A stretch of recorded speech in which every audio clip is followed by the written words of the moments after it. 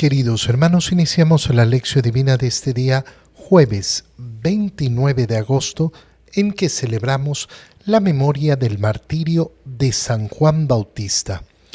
Por la señal de la Santa Cruz de nuestros enemigos, líbranos, Señor Dios nuestro, en el nombre del Padre, y del Hijo, y del Espíritu Santo. Amén. Señor mío, Dios mío, creo firmemente que estás aquí, que me ves, que me oyes. Te adoro con profunda reverencia, te pido perdón de mis pecados y gracia para hacer con fruto este tiempo de lección divina. Madre mía Inmaculada, San José, mi Padre y Señor, Ángel de mi guarda, interceded por mí. El día de hoy iniciamos la lectura de la primera carta del apóstol San Pablo a los Corintios. Leemos el capítulo 1, versículos 1 al 9. Yo, Pablo, apóstol de Jesucristo, por voluntad de Dios, y Sóstenes, mi colaborador, saludamos a la comunidad cristiana que está en Corinto, a todos ustedes a quienes Dios santificó en Cristo Jesús y que son su pueblo santo, así como a todos aquellos que en cualquier lugar invocan el nombre de Cristo Jesús, Señor nuestro y Señor de ellos.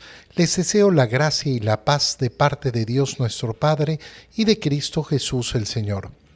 Continuamente agradezco a mi Dios los dones divinos que les ha concedido a ustedes por medio de Cristo Jesús, ya que por Él los ha enriquecido con abundancia en todo lo que se refiere a la palabra y al conocimiento, porque el testimonio que damos de Cristo ha sido confirmado en ustedes a tal grado que no carecen de ningún don ustedes, los que esperan la manifestación de nuestro Señor Jesucristo. Él los hará permanecer irreprochables hasta el fin, hasta el día de su advenimiento. Dios es quien los ha llamado a la unión con su Hijo Jesucristo, y Dios es fiel. Palabra de Dios. Al iniciar la lectura de la primera carta del apóstol San Pablo a los Corintios, es bello observar cómo se repiten varios elementos que podemos encontrar en las otras cartas. Hemos iniciado hace pocos días la lectura de la segunda carta a los tesalonicenses y veíamos cómo esas primeras palabras de Pablo eran de acción de gracias. Bueno, resulta que empezamos a leer la primera carta a los Corintios y nos topamos exactamente con lo mismo. Primero, dar gracias a Dios. Gracias a Dios por la comunidad y por cómo esa comunidad, en este caso de Corinto, ha recibido la gracia de parte de Dios y cómo están aprovechándola y cómo están viviéndola. Fíjate cómo inicia la carta. En primer lugar, saludando, diciendo quién escribe. Yo, Pablo, apóstol de Jesucristo, y siempre Pablo reconoce esto, por voluntad de Dios. No soy apóstol de Jesucristo porque yo he decidido ser apóstol de Jesucristo, porque yo tomé la iniciativa. No, siempre es por voluntad de Dios. Y Sóstenes, que es mi colaborador. Pablo normalmente dicta las cartas y escribe algunas líneas con su puño y letra hacia el final, como hemos visto que lo hacía en la segunda carta a los tesalonicenses. Y entonces Sóstenes lo menciona para que se sepa que a través de él se está escribiendo esa carta, de tal manera que están colaborando los dos. ¿Qué hacemos los dos? Saludamos a la comunidad cristiana que está en Corinto. De nuevo aparece esta idea tan hermosa. ¿A quién saludo? A la comunidad cristiana de esta ciudad, de Corinto. No a las muchas comunidades cristianas de Corinto. No, porque Pablo se está dirigiendo a esa iglesia local de Corinto. Está hablándoles a toda la comunidad, que no puede estar dividida, que no pueden ser muchas comunidades. Ahí donde nosotros vemos la multiplicidad de comunidades que dicen ser cristianas, que eso es lo que vamos a ver. Vamos a ver el rompimiento de la unidad de la iglesia, que no es lo que quiere el Señor. Pablo saluda a esa única comunidad cristiana de Corinto. A todos ustedes, a quienes Dios santificó en Cristo Jesús. ¿A quién estoy dirigiéndome? A todos aquellos que han sido santificados por la acción de Cristo. ¿Cuál es esa acción santificadora? La acción santificadora de Cristo es todo el evento de su redención, pero especialmente su muerte y su resurrección, de la cual participamos a través del bautismo. Entonces, ¿a quién le estoy hablando? A esa comunidad formada por todos los bautizados, que en esa condición de bautizados son su pueblo santo, un solo pueblo de Dios, así como a todos aquellos que en cualquier lugar invocan el nombre de Cristo Jesús, es decir, aquellos que tienen la misma fe. Fíjate en cómo se une entonces esa comunidad local de la iglesia de Corinto con la iglesia universal de todos aquellos que invocan el nombre de Jesús. Les deseo la gracia y la paz de parte de Dios nuestro Padre. El primer deseo, el saludo, lógicamente esa paz que esté con ustedes, que es tan importante. ¿Por qué? Porque son las palabras de nuestro Señor el día de su resurrección y en todas sus apariciones después de la resurrección. La paz les dejo, la paz les doy. Y empieza entonces el contenido de la carta. Continuamente agradezco a Dios. ¿Y qué es lo que agradezco continuamente a Dios? Los dones divinos que les ha concedido a ustedes. Los dones divinos que les ha concedido a ustedes. Una persona puede pensar que los dones divinos son cosas tremendas, que son maravillosas y que son unos dones especialísimos que nos llevan a hacer cosas que la gente no puede hacer. Los dones divinos son, en primer lugar, los sacramentos. Si no logramos reconocer la altura de los sacramentos, entonces nunca vamos a reconocer verdaderamente los dones de Dios.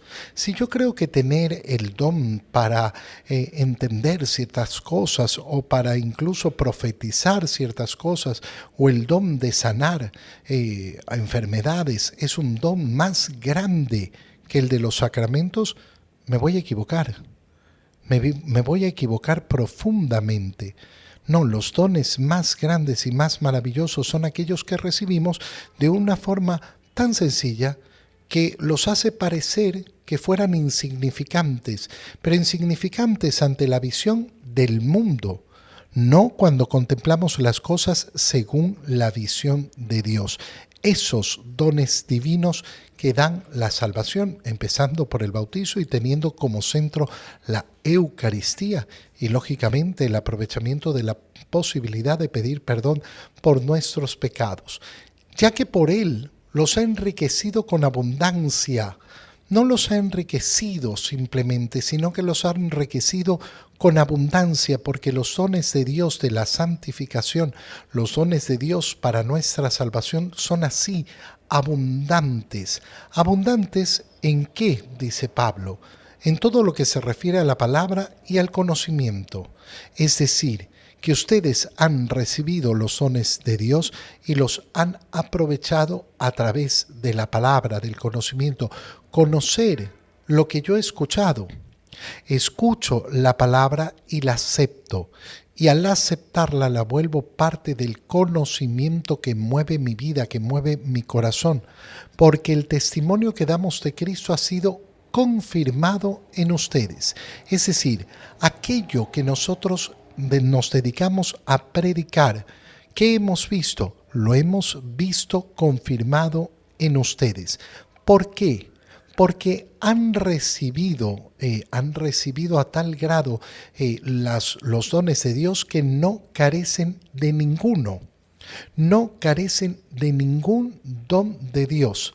Y entonces, los que esperan la manifestación de nuestro Señor Jesucristo han recibido efectivamente todo lo que necesitan para la salvación.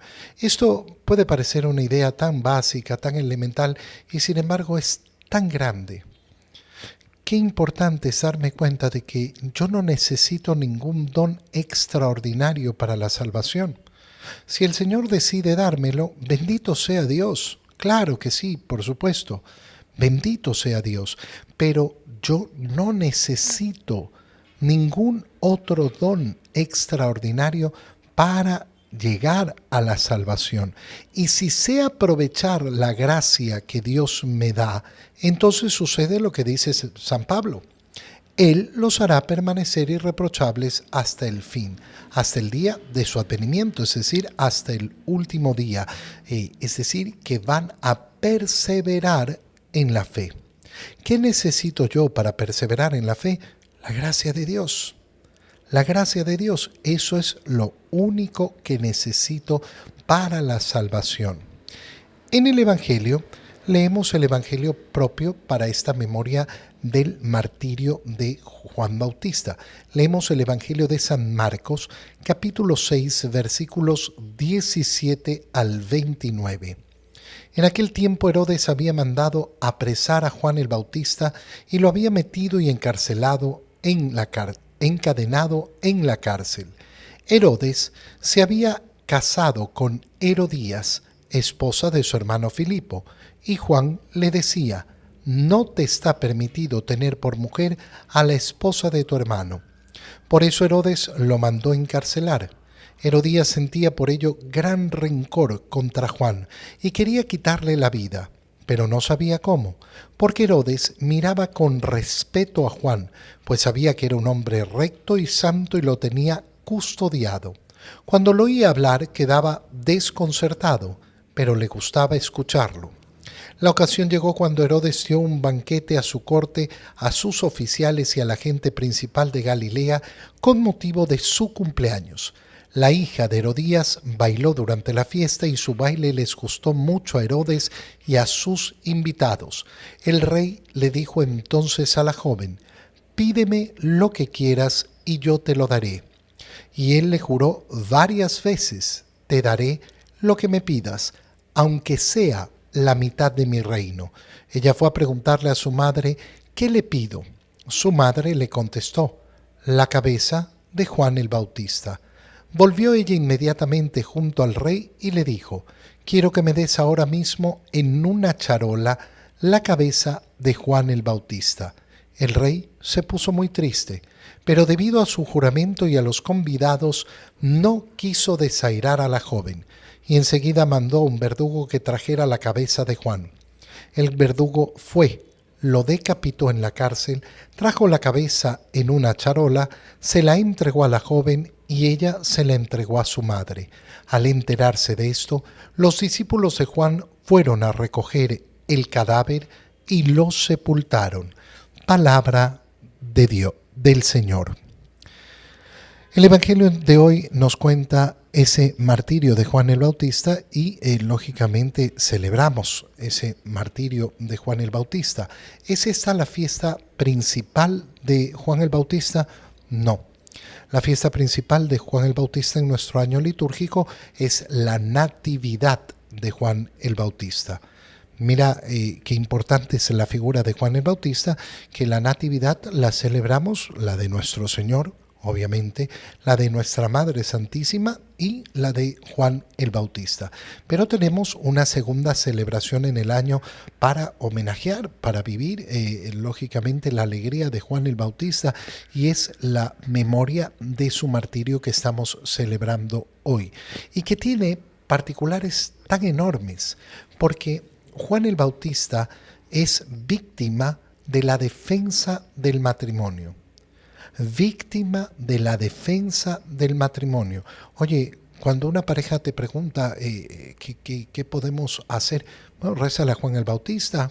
Si estás teniendo problemas en el matrimonio, rézale a Juan el Bautista, porque él estuvo decidido a perder la cabeza, a dar la vida por la defensa del matrimonio. Entonces tienes ahí un gran intercesor en defensa justamente de ese vínculo de unidad. ¿Por qué el odio hacia el matrimonio? Fíjate cómo el mundo odia el matrimonio, a pesar de que el mundo entero usa la fantasía, la figura del matrimonio, no el verdadero matrimonio. la figura romántica, la figura llena de ilusiones del matrimonio, pero ilusiones falsas, ilusiones de fantasía. Y por eso los matrimonios hoy están rodeados de mucha fantasía. Pero al final vemos que el mundo odia el matrimonio. Y vemos cómo cómo Herodes también odia el matrimonio, odia el verdadero matrimonio. Y más Herodías, Herodías que era la esposa de Filipo, el hermano de Herodes, y que odia a Juan el Bautista a tal grado de querer su cabeza. ¿Por qué? Porque no quiere escuchar que se hable del verdadero matrimonio. No le interesa escuchar que se diga la verdad sobre el matrimonio. ¿Por qué? ¿Por qué ese odio tan profundo hacia el matrimonio? Porque el matrimonio bien vivido, ¿qué es? La imagen de Dios en la tierra.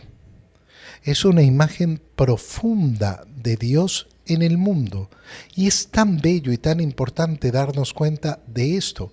Lógicamente que cuando el demonio ve a un buen matrimonio que hace visible a Dios en el mundo, lo va a odiar y va a luchar.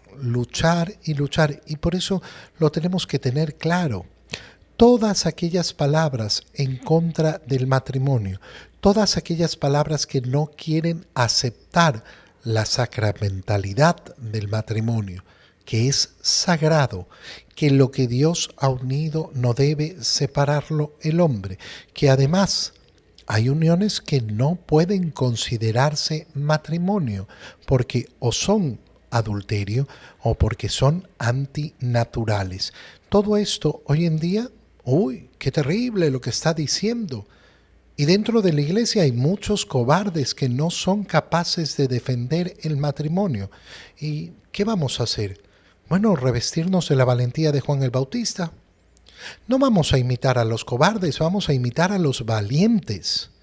Vamos a imitar a los valientes que han defendido la sacramentalidad, lo sagrado del matrimonio, dispuestos a dar la vida, empezando por Juan el Bautista.